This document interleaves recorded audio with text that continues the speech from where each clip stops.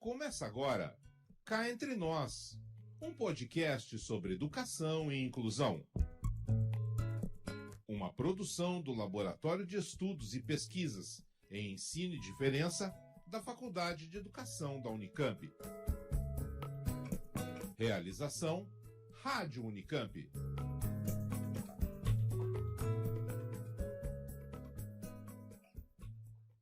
Pessoa com deficiência, cadeirante, deficiente físico, downzinho, surdo, cego, pessoa com necessidade especial, pessoa especial, portador de deficiência. Quem nunca ficou em dúvida sobre qual é o termo correto ao se referir a uma pessoa que tem uma deficiência? Ao longo do tempo e em diferentes contextos sociais e culturais, muda a maneira como caracterizamos e designamos essas pessoas. Mas por que essas mudanças acontecem? Qual que é o pano de fundo dessas terminologias? Existe um jeito certo de tratar as pessoas com deficiência? Esse é o tema desta edição do Cá Entre Nós, o podcast do LEPED, da Faculdade de Educação da Unicamp. Eu sou Marta Avancini e estou aqui no estúdio da Rádio Unicamp, que produz esse podcast, com Maria Isabel Sampaio Dias Batista e, direto de Santa Catarina, por telefone, com Rosângela Machado. As duas são pesquisadoras do LEPED e têm uma longa trajetória de estudos e pesquisas sobre a educação inclusiva. A Maria Isabel é doutora em educação e pesquisadora numa rede de professores para o compartilhamento de experiências sobre educação inclusiva chamada Todos Nós em Rede. E a Rosângela, além de suas atividades como pesquisadora, foi coordenadora de educação especial na Secretaria Municipal de Educação de Florianópolis, foi coordenadora geral da Política de Educação Especial no Ministério da Educação, no período de 2008 a 2009, e hoje atua como professora de Educação Especial. Bem-vinda, Maria Isabel, bem-vinda, Rosângela, como é que vocês estão? Olá, Marta, tudo bem? Oi, Rosângela. Oi, Isabel. Oi, Marta, tudo bem? Tudo bom, obrigada por estar entrando com a gente de Florianópolis. É Florianópolis que você está? Isso, Florianópolis. Bacana. Terra linda. Terra linda. Muito obrigada. Obrigada a você também, Isabel, por estar novamente aqui com a gente. Então, para a gente começar essa nossa conversa, eu pergunto, existe uma maneira correta da gente tratar as pessoas com deficiência? Um jeito que seja melhor, um jeito mais adequado, um jeito politicamente correto? O que você pensa sobre isso, Maria Isabel? Bom, boa tarde. Muito obrigada pelo convite de estar aqui novamente.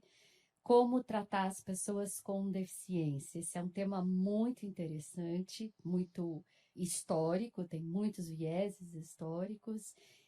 O melhor jeito de tratar as pessoas com deficiência é tratá-las como pessoas, né? Como pessoas? E aí eu queria te dizer o seguinte, nenhuma categoria, seja ela mãe, mulher, aluno, pessoa com deficiência, nenhuma categoria dá conta do que é a pessoa, né? Então, isso é importante a gente ter em mente e começar esse nosso papo com isso. Por que que as categorias existem? Porque elas têm uma evolução histórica de movimento de lutas, movimento para reconhecer direitos, tudo. Mas, se a gente fala assim, pessoa com necessidades educativas especiais, que se usa muito, ora, todos os alunos têm necessidades educativas especiais. E então, o que a gente tem trabalhado hoje é a pessoa com deficiência, e tem uma razão, que acho que a gente vai abordar isso mais ao longo desse podcast. Mas eu diria que, fundamentalmente, abordar as pessoas como pessoas, ou seja, com respeito. Com respeito. Com respeito. E você, Rosângela, o que você pensa? Como é que você vê essa questão? Boa tarde, Isabel. Boa tarde, Marta. Primeiro, gostaria de dizer que é um prazer aqui estar com vocês discutindo um tema de tamanha importância. Olha, eu concordo com o que a Abel falou, né? Tanto é que eu acho que a gente teve uma evolução histórica aí. Hoje, a legislação de 2000, do ano 2000 para frente, trata de pessoa com deficiência, bem na linha que a Isabel falou.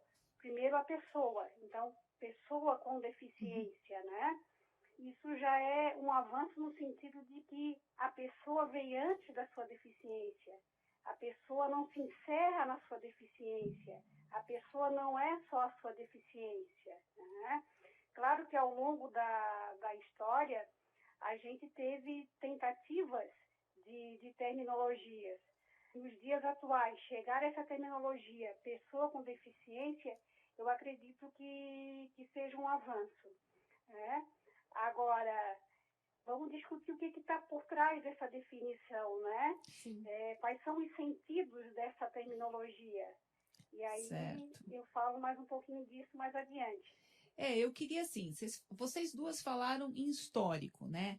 Então eu queria deixar vocês bem à vontade, aí vocês vão trocando entre vocês, para contar um pouco que história é essa, afinal, né? E que marco é esse na legislação, na terminologia, nos conceitos que vem a partir dos anos 2000? Olha, acho que a gente pode falar em modelos sobre a deficiência, e daí a Rosângela pode me complementar, ou sei lá, enfim, colaborar com isso. Nós temos ao longo da história das lutas, né, de direitos das pessoas com deficiência, temos um modelo médico, que é o modelo que sempre pautou-se na visão da deficiência. Então, ele vem com uma ideia de reabilitação, uma ideia de integração. Então, o modelo médico diz assim, olha, a deficiência está na pessoa e nós temos que tratar, curar, reintegrar esta pessoa, porque o problema está nela.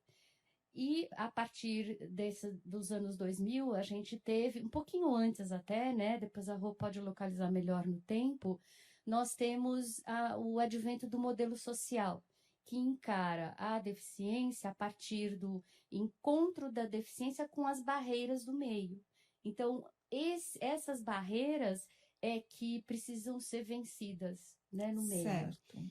Complementando um pouco, o modelo médico, que é o do diagnóstico, quer dizer, fala muito da deficiência, ele ainda é muito presente na nossa cultura, no nosso modo de pensar, no nosso modo de até atuar nas escolas, porque a visão médica ela tem uma influência muito grande ainda na nossa cultura.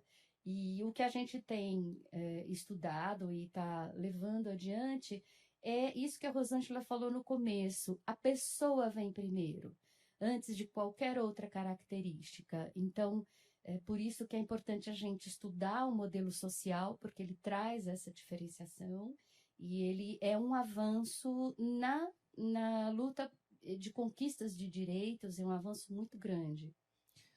Rosângela, fala um pouquinho sobre essa história do modelo social, né? De onde vem isso?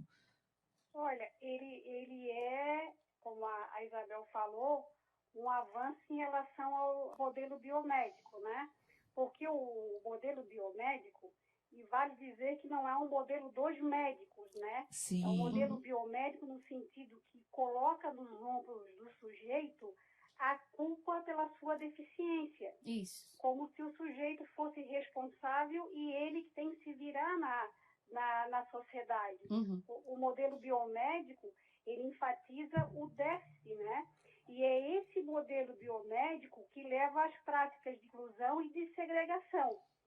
Daí chega o modelo social que diz o seguinte, espera aí, né? Sujeito vive a sua deficiência com mais ou menos intensidade em interação com o meio. Se o meio não proporciona acessibilidade, não remove as barreiras, tanto atitudinais quanto físicas, né, essa deficiência ela pode ser um sinônimo de incapacidade em função das barreiras do meio. Entendi. Então, o modelo social diz o seguinte, a deficiência não é sinônimo de incapacidade, né? E a incapacidade ela pode acontecer quando nós temos no meio as barreiras atitudinais e as barreiras físicas, arquitetônicas. Então, o modelo social, ele dá uma guinada, né? Certo. Espera aí, a culpa não é do sujeito. Né? Vamos ver como é que esse ambiente está promovendo acessibilidade, está promovendo direito, né? Está promovendo o sujeito. Ou seja, é como se, vou dar um exemplo aqui, não sei se está correto, né? É como se, dentro do modelo social, a sociedade fizesse um movimento de alterar padrões e conformações para que, para que a deficiência não seja um impeditivo para que a pessoa viva na sociedade.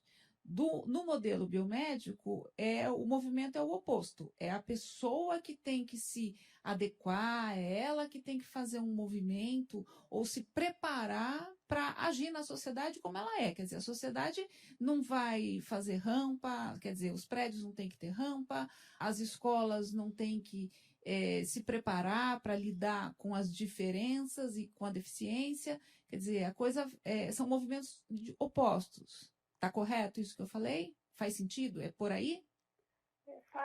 Faz muito sentido, Marta, né? Porque eu volto a dizer, o modelo biomédico vê a questão da deficiência como uma tragédia pessoal. Tá no sujeito. Né? Entendi. Além disso, o modelo biomédico, ele tem por base o padrão. Né? Como se todas as pessoas com deficiência vivessem a sua deficiência da mesma forma. É o modelo biomédico que cria identidades fixadas. Já o modelo social, não. O modelo social não vê a deficiência como uma tragédia pessoal, particular do sujeito. Né? Não é um problema, como as pessoas costumam dizer. Ele tem um problema. Quer dizer... Isso é modelo biomédico, por exemplo. Né? Ele tem um problema, é um modelo biomédico. Agora, o modelo social vai potencializar esse sujeito. Né? Além de potencializar, o modelo social está muito relacionado à questão das diferenças também. Sim. Com o modelo social, a ideia de que a pessoa vem antes da deficiência ganhou força, né? Ela passou a ser essa perspectiva, vamos dizer assim.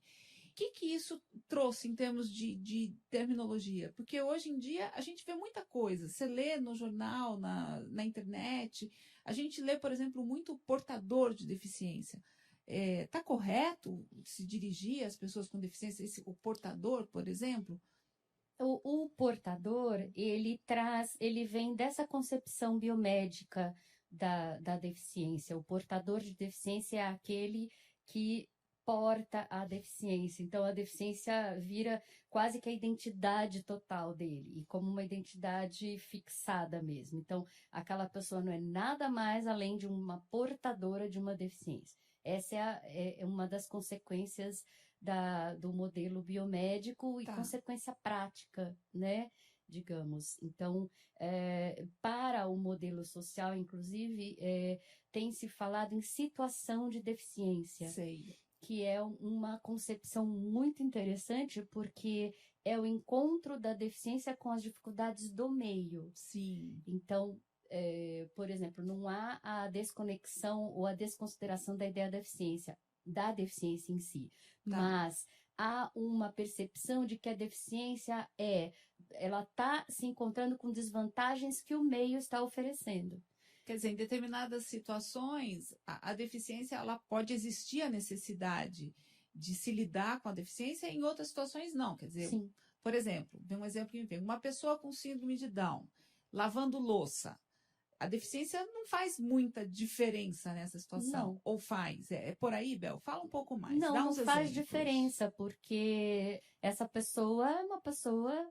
Ela tem a síndrome de Down, mas ela é uma pessoa. Então, por isso que eu falava no começo, tratar as pessoas com deficiência como pessoas, né?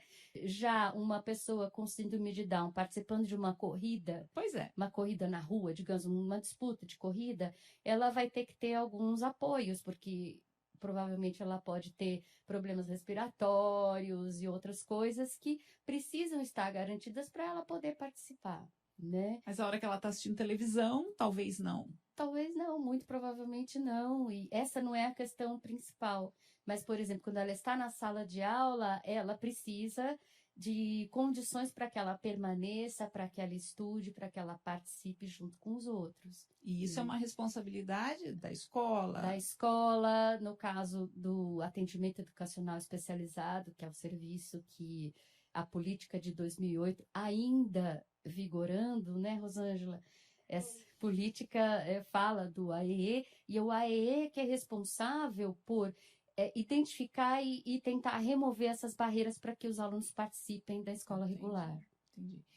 Eu acho, Marta, que a Convenção Interamericana para a Eliminação de todas as formas de discriminação contra as pessoas com deficiência, de 99, e o Brasil é signatário por meio do decreto 3956 de 2001, ele nos ajuda a esclarecer um pouco essa questão da pessoa com deficiência, né?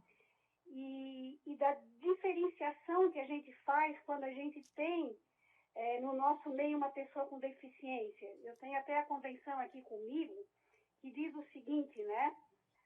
Toda diferença, o termo discriminação contra as pessoas com deficiência significa toda diferenciação, exclusão ou restrição baseada em deficiência, antecedente de deficiência, consequência de deficiência ou percepção da deficiência presente ou passada, que tenha o efeito ou o propósito de impedir ou anular o reconhecimento e o exercício dessa pessoa de deficiência de seus direitos humanos e suas liberdades fundamentais. Ou seja, quando a gente faz diferenciação para excluir, para que essa pessoa, por exemplo, fique de fora da escola, né, fique fora dos seus direitos humanos fundamentais, essa diferenciação não é válida. Mas quando a diferenciação ela é adotada para promover o desenvolvimento da pessoa, para incluir, né, por exemplo, como a Isabel acabou de falar, o atendimento educacional especializado é uma diferenciação que a gente faz às crianças, aos estudantes que estão na escola e que têm deficiência. Porque nós temos estudantes que vão precisar de um texto em braille, que vão precisar de uma comunicação alternativa. Aí essa diferenciação ela é válida porque promove o sujeito. Como é que isso se relaciona com a terminologia? Estou pensando, por exemplo, no meu caso, eu sou jornalista e muitas vezes quando eu tenho que escrever um texto, alguma coisa sobre deficiência, eu fico em dúvida. Se eu falar, por exemplo, cadeirante é correto falar?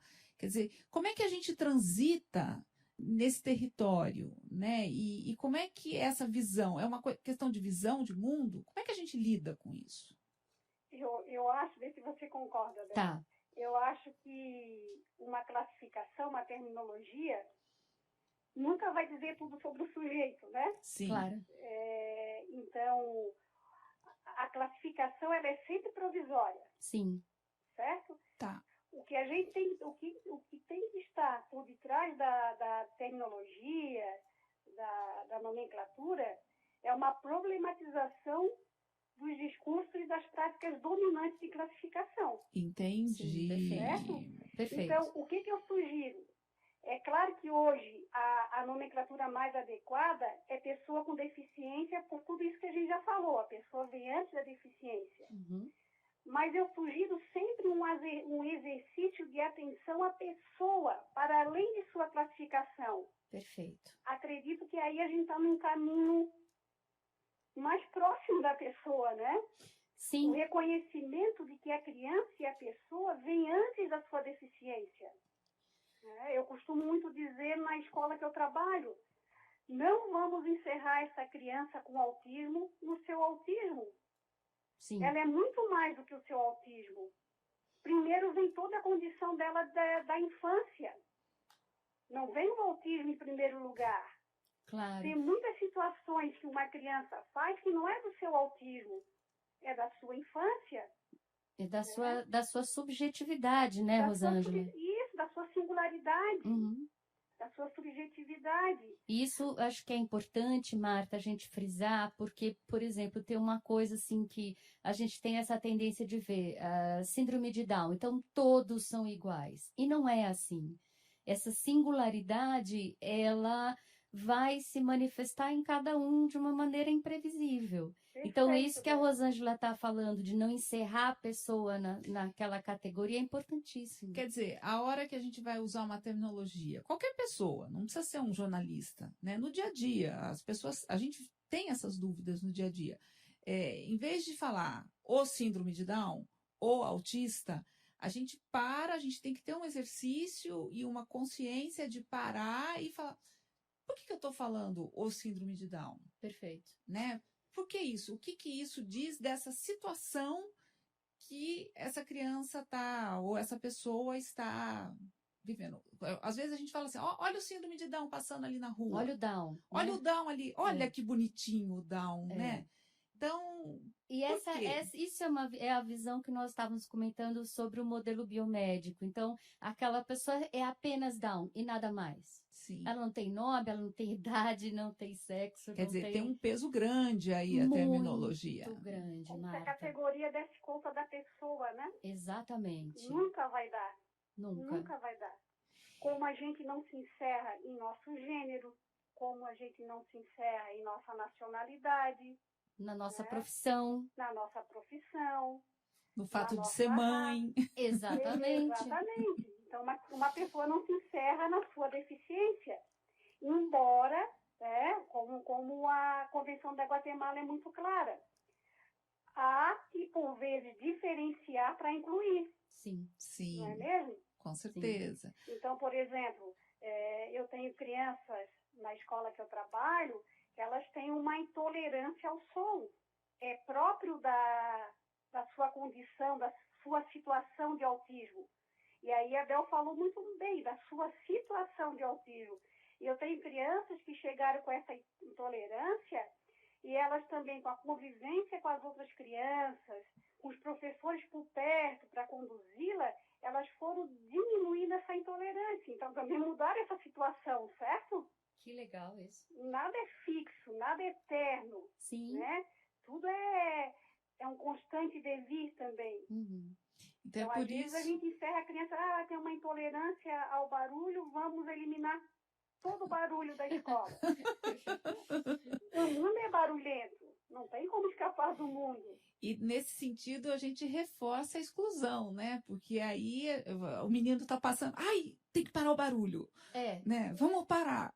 Fica uma situação que a gente, no intuito, muitas vezes, até bem intencionado, de atender à necessidade da pessoa, a gente acaba criando uma redoma e colocando essa pessoa fora do mundo. Marta, e é esse bem intencionado que a gente precisa, como a Rosângela falou, problematizar, questionar. Então, eu ouvi esses dias uma rede de cinemas aqui da região que está fazendo sessões de cinema para autistas. Isso. E aí, qual é o problema disso? O problema é que você está discriminando os autistas para um tipo de sessão de cinema exclusivo, sendo que não tem necessidade. Se o autista se perturba ou se a pessoa quer um abafador, que eles usam muito nos cinemas, ela pode perfeitamente participar de uma sessão com todos, com seus abafadores, ou uma sessão de cinema, no caso de uma pessoa com cegueira, então ela pode ter uma sessão de cinema acessível com audiodescrição. Então, essa questão da boa intenção, ela precisa ser problematizada. Quer dizer, qual é a ideia? É diferenciar para incluir ou para excluir? Exatamente. Aí os autistas só vão ao cinema só naquela sessão. E é muito complicado isso. Mas olha que interessante, né, Marta? É o fio da navalha, né? Pois é. O fio da navalha. Quer dizer, chegar ao extremo de separar as crianças com autismo por uma sessão de cinema é diferente de você fazer com que ela participe do cinema com todas as crianças, com todos os seus colegas, mas que você reconheça que ela tem essa particularidade, ela tem uma intolerância ao barulho. Perfeito. Então você diferencia. dá um abafador, né? Para que Perfeito. ela se sinta menos agredida com aquele som. Mas você não exclui. Exato, perfeito isso. Até porque aí isso remete àquilo, essa situação que você estava relatando, né, Rosângela, das crianças que tinham intolerância ao solo. E aí, com o tempo e em contato, né, com as outras crianças, eu não sei que tipo de práticas aí, de estratégias foram adotadas na escola, mas alguma coisa foi feita que modificou, alterou essa situação, né? Então, a gente exclui, a gente impede que a pessoa tenha a oportunidade de, sei lá, mudar, né? De ser outra coisa. Marta, deixa eu falar uma Fala. coisa com base nisso que você falou. O que a gente fez? Quais foram as estratégias? Né? Bacana, conta pra gente. Se somos seres, não é isso, Bel? Opa, Únicos, singulares, né? somos. Por exemplo, uma criança com autismo não se encerra no seu autismo, Uhum. né? Que nem as crianças com autismo não vivem o seu autismo da mesma forma, porque elas se diferenciam entre si e elas são um constante vir a ser, não existe um método, sim? Sim. Isso a gente trabalha muito na escola. Não existe um método. Existem maneiras e modos de fazer. Interessantíssimo isso, Em que Rosângela. sentido? Observando e convivendo com a criança. Então, são maneiras e modos de fazer. É muito diferente de ter uma metodologia para crianças com autismo. Claro, claro, isso é super importante, né? Muito legal isso que a Rosângela trouxe, porque eu também já ouvi muito professores se preparando para dar aula de matemática para a pessoa com síndrome de Down. Caramba, é aula de matemática, entendeu? Não existe a matemática para o Down, não existe isso. Então, assim, por isso que a gente precisa problematizar mesmo como é que a gente está vendo esses modelos, como é que a gente está em sala de aula vendo tudo isso. Porque não existe um método, uma prática específica para esta ou para aquela deficiência, né? Do mesmo jeito que a terminologia aí, quer dizer, ela vem casada com essa visão, né? Sim. É muito interessante isso que vocês estão trazendo. Ela reflete essa visão. Porque a terminologia, ela não é uma coisa descolada. É uma consequência da concepção. Exatamente. E das práticas, né? E permeia tudo, tudo, tudo, tudo. Agora, por que vocês acham que é tão difícil, né, assimilar que a pessoa vem antes? Né? A gente vê muito portador de deficiência, a gente vê muito cadeirante, inclusive pessoas que têm deficiência física se autodesignando como cadeirantes. Outro dia eu me vi numa situação dessas, eu fui entrevistar uma pessoa que tem deficiência física e ele o tempo todo se diz, porque nós os cadeirantes, a gente os cadeirantes. E aí eu falava, gente, e agora o que eu faço? Entendeu? Como é que vocês veem isso? Por que é tão difícil? E por que as pessoas, elas colam nessas etiquetas? Olha, essas etiquetas têm a ver com o que eu estudo muito, que é a diferença, né? E aí a gente está falando de uma cilada da diferença. Então, achar, por exemplo, que um cadeirante é igual ao outro, ou que o cadeirante define aquela pessoa. Isso é um acirramento da diferença que, na verdade, vai desconsiderar completamente a subjetividade daquela pessoa. Mas ele assume essa identidade. Ele assume porque isso é muito forte na nossa cultura. Tá. Isso tem sido, historicamente, muito forte. Então, essa é uma das ciladas da diferença. Quer dizer, um pouco aquela ideia de que eu vou me afirmar, pode ser, eu tô, assim, loucubrando aqui, gente. Porque eu sou cadeirante, eu me coloco como cadeirante, então eu tenho mais condição, sei lá, de reivindicar os meus direitos, de ocupar o meu lugar no mundo. Então, aí é um pouco do fio da navalha que a Rosângela estava falando agora há pouco. Quer dizer, quando é que a gente defende a diferença e quando é que a gente não defende, porque... E aí tem uma máxima do professor Boaventura. Ótimo, Bel. Você lembra dela aí, Rosângela? Fala aí, Bel. Eu sei que você sabe dessa máxima. Ui. Eu tenho aqui, você tem aí? Eu tô sem nada aqui. Vamos editar essa parte? Não precisa. Eu tenho a máxima aqui. Fala então, por favor. A máxima é essa, do Boaventura de Souza Santos. Temos o direito a ser iguais quando a nossa diferença nos inferioriza. E temos o direito a ser diferentes quando a nossa igualdade nos descaracteriza. Daí a necessidade de uma igualdade que reconheça as diferenças e de uma diferença que não produza, alimente ou reproduza as desigualdades. Perfeito, é isso mesmo. Eu acho que a gente está no momento, e com certeza a gente torce para superar esse momento, quando um cadeirante levanta a bandeira e diz, nós os cadeirantes, foi uma diferença que virou desigualdade. Sim. E aí surge o movimento social deles. Uhum. Sim. Só que a gente tem que superar isso, Tem. porque eles são muito mais do que a sua cadeira de rodas. Eles não podem ser vistos só como cadeirantes. Isso é tão forte porque isso aconteceu pela luta de reafirmação de direitos. Então, isso tem uma razão histórica de ter acontecido. Claro. Mas isso, de fato, precisa ser superado, porque as pessoas não são apenas aquilo, né?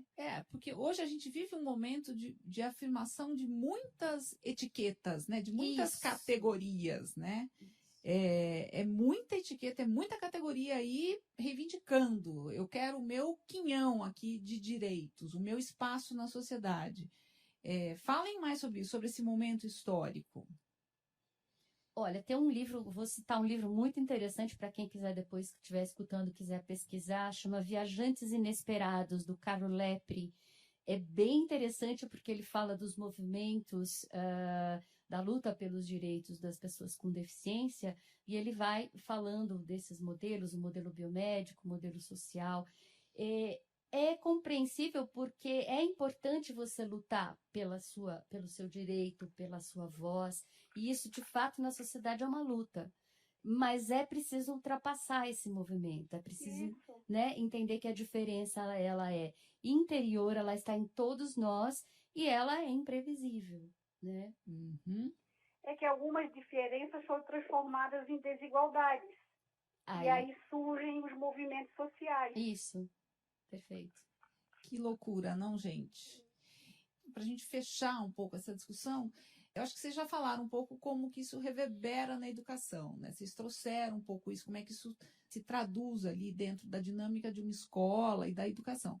Agora, o que a educação pode fazer, inclusive para a gente superar esse momento histórico que estamos vivendo de afirmação dessas identidades, dessas etiquetas?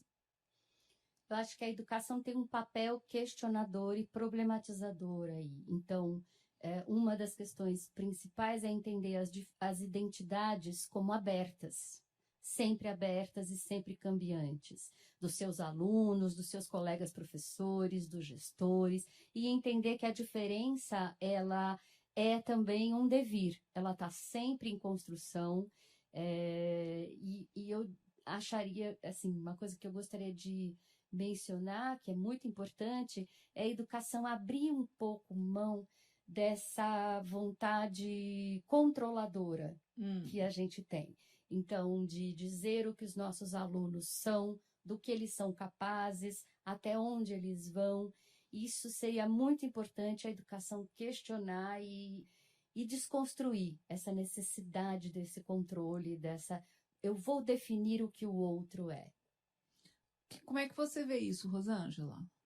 Então, eu estou me remetendo aqui à escola que eu trabalho. E aí, em conversa com os professores, em discussão com as crianças com deficiência que nós temos, a gente diz constantemente na escola, né? Nenhuma categoria dá conta da pessoa, certo? Certo. Essa singularidade, essa subjetividade, a gente não fala só para as crianças com deficiência. Todos nós somos seres singulares e subjetivos, né? Nossas diferenças se diferenciam o tempo todo. Isso vale para nós e para as pessoas com deficiência. Eu falo muitas vezes que você pode definir o autismo, né? Quando você fala daquela tríade, da questão do relacionamento, da linguagem, mas o autismo não define a criança, porque ela é muito mais do que seu autismo. Também essa ideia que, como a Bel falou, somos múltiplos, em um constante devir, né? Costumo a brincar com os professores. Quem disse que somos hoje o que fomos ontem? Ótimo. E que seremos amanhã o que somos hoje? Então, esse devir vale para todos nós. E esse exercício constante sobre o reconhecimento da criança, da pessoa, vem muito, mas muito antes da categoria deficiência. Esse é o exercício, esse é o desafio, ver a pessoa antes da sua deficiência. Acho que a gente encerra por aqui. Passamos aí por vários aspectos dessa discussão, que é uma discussão central quando a gente está pensando e falando sobre educação inclusiva. Eu queria agradecer a participação da Rosângela, a participação da Bel. Gostaria muito de contar com vocês de novo aqui nesse podcast, né? Acho que a gente tem muitas outras coisas para conversar. Estamos aí, né, Bel? Estamos à disposição. Marta, você me permite um comentário? Fica à vontade. O LEPED vai oferecer cursos de difusão através da plataforma da Estecamp. E o ouvinte pode participar, pode se matricular, pode fazer a qualquer momento, a qualquer hora, a qualquer lugar. E vários temas têm a ver com o que nós discutimos hoje. Essa programação ela vai estar no site do LEPED, Bel? Eu acho que estará sim, e também no Facebook. No Facebook do LEPED. Então, o site do LEPED, para vocês conhecerem, acompanharem essa programação de cursos e conhecerem toda a produção do laboratório, é www.leped.fe.unicamp.br. E eu também convido os ouvintes a conhecerem o tabloide Cá Entre Nós, tá? Que é um espaço muito bacana de discussão em que os pesquisadores do LEPED escrevem sobre suas experiências, suas impressões, sobre educação, inclusão e um tanto de outras coisas.